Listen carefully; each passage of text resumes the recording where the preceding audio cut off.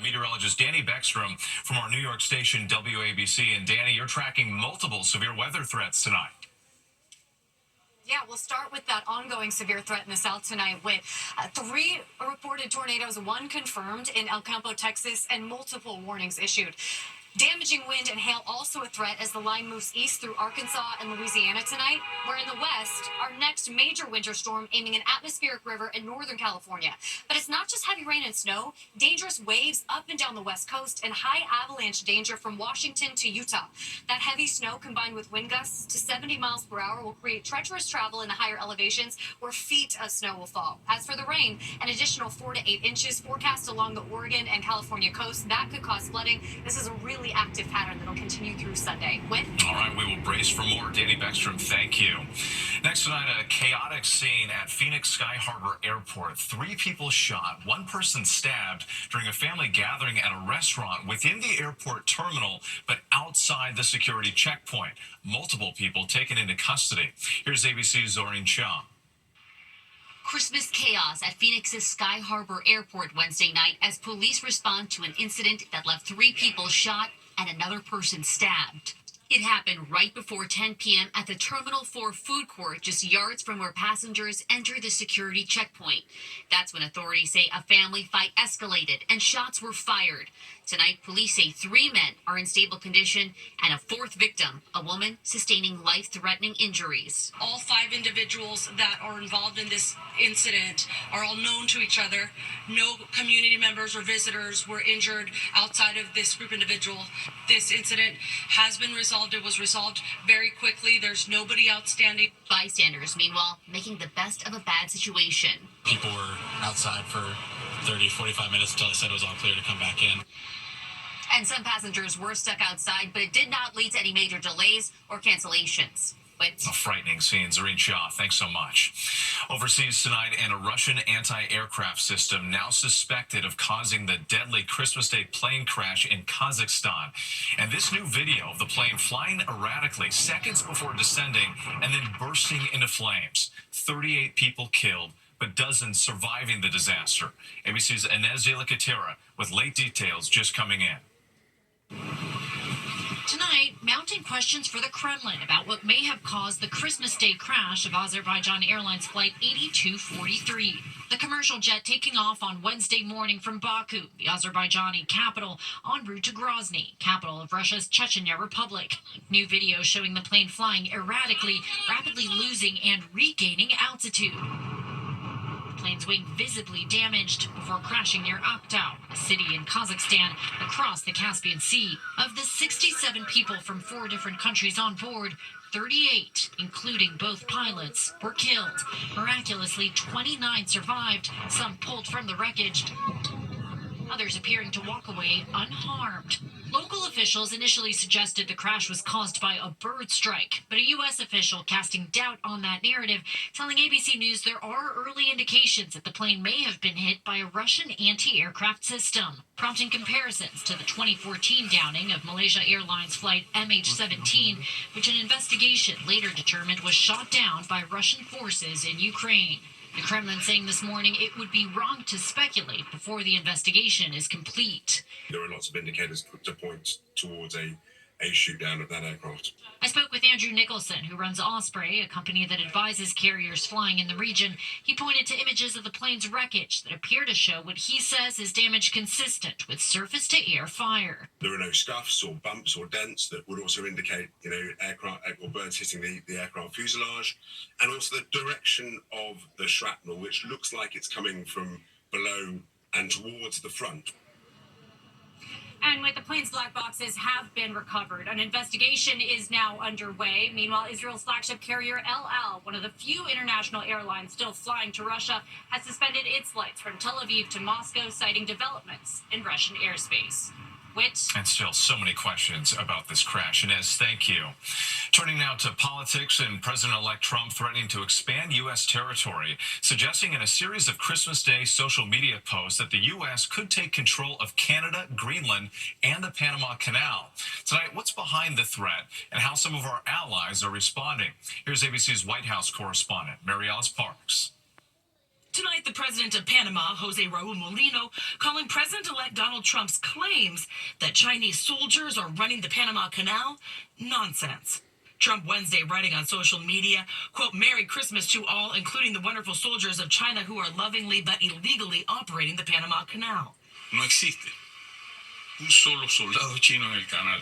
There's not a single Chinese soldier in the canal, Molino wrote, adding it would be more appropriate to have direct conversations with Trump once he takes office on January 20th. Molino reminding Trump every inch of the canal is Panama's sovereign territory. For the last few days, the president-elect has been railing against the canal, suggesting the U.S. seize control, arguing Panama is ripping off American businesses. He nominated Miami-Dade, Florida County Commissioner Kevin Marino Cabrera, a longtime ally, for ambassador to Panama. Trump also suggesting once again that Canada should become the 51st state and that the U.S. should somehow annex the Danish territory of Greenland. Greenland's prime minister in a statement writing, "Greenland is ours. We are not for sale and will never be for sale." And President-elect Trump also blasting President Biden for his decision to commute the sentences of 37 of the 40 inmates on federal death row to a life in prison. Trump himself saying that he will vigorously pursue the death penalty when he takes office. Mary Alice Parks for us tonight. Thank you. Now to that emotional and personal Christmas message from King Charles, reflecting on a year marked by medical challenges for the royal family, thanking the healthcare workers who cared for him and Princess Kate after they were both diagnosed with cancer. Here's ABC's Lama Hassan.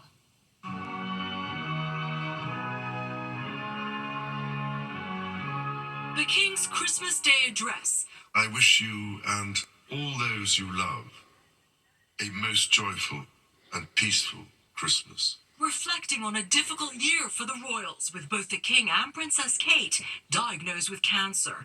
This year, the monarch's message is a personal one. I offer special heartfelt thanks to the selfless doctors and nurses who this year have supported me and other members of my family through the uncertainties and anxieties of illness. King Charles announcing his cancer back in February, saying it was discovered during an operation on his prostate. The palace not revealing the type or stage of cancer for either royal. We know Kate has completed her chemo, but that the King is continuing with his cancer treatment into next year. I'm deeply grateful too to all those who have offered us their own kind words of sympathy and encouragement. The royal family together over the holidays and out in force, walking to church. The King and Queen followed by Prince William, Princess Kate and their children, George, Charlotte and Louis. Greeting the hundreds of well-wishers. Which, as for the King's cancer treatment, well, we know that the King does have a busy schedule next year, including overseas trips, so potentially a positive sign of his progress. Encouraging signs. Lama Hassan, thank you. Back in the U.S., and the holiday shopping surge as millions are spending the day making returns. Others are seeking those post-holiday sales. A new report finding that spending exceeded expectations, increasing almost 4% over the previous year. Here's ABC's Elizabeth Schulze. Tonight, as shoppers flock to stores to make returns and take advantage of post-holiday sales, a positive sign of strength in the American economy. Consumer spending this holiday season surged nearly 4% from 1 year ago, fueled by purchases online in categories like apparel, jewelry, and electronics. I am doing some shopping. Some winter clothes. Some jewelry, some watches for him. Retailers offering steep discounts to consumers weary of high prices.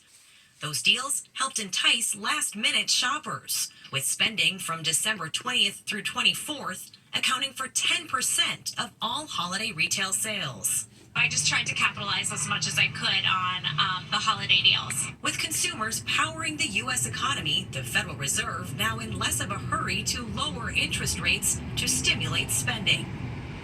Mortgage rates are now at the highest level since July, and it could still be a while before credit card interest rates meaningfully come down too.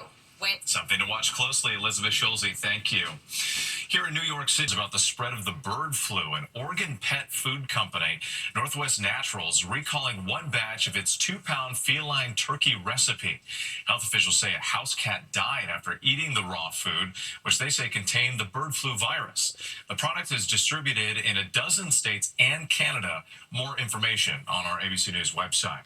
When we come back, Times Square gets ready for New Year's Eve. To the index now, the pandas at the National Zoo in Washington, D.C. appear to be settling in. Bao Li and Qing Bao arrived from China this fall. The 3-year-olds make their public debut in just a few weeks. Large crowds are expected. And 2025 has arrived in Times Square, the number 5 joining 202 for the big ball drop on New Year's Eve. All of the numerals and the current ball will be retired after this New Year's Eve.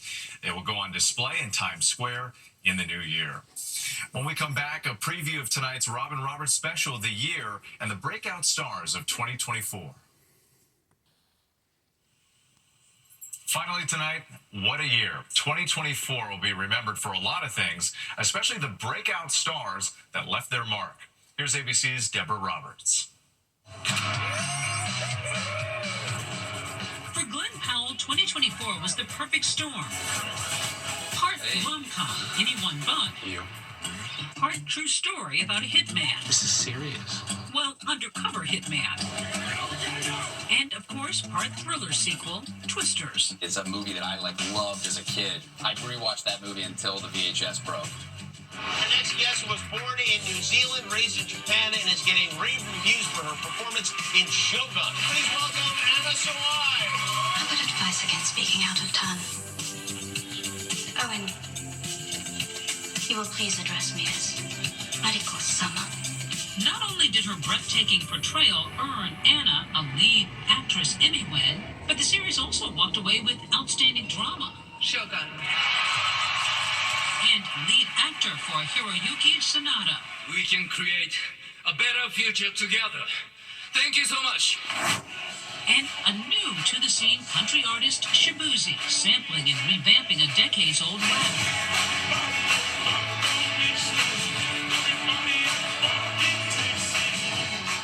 A bar song, Tipsy, now tied with Lil Nas X's Old Town Road as the longest-running #1 hit in the history of the Billboard Hot 100. It's kind of crazy. Like, how do you feel? I'm like, it's an explosion in my head.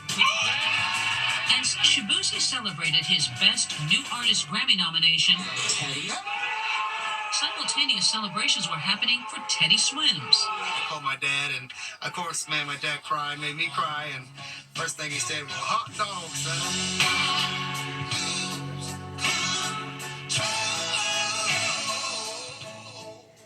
I think this was the first album that I really started kind of talking specifically about myself and for myself and using it as a form of therapy to heal myself. It saved my life, truly, in so many ways. If 2024 has proven anything, it's that music really was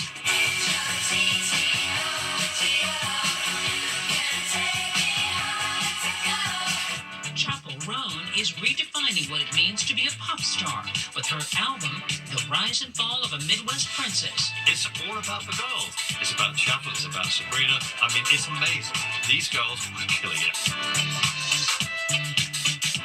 A year to remember. Our thanks to Deborah, and you can catch her and David as they join Robin Roberts for The Year 2024, the all-new ABC News special tonight at 9 Eastern on the ABC network and then streaming later on Hulu.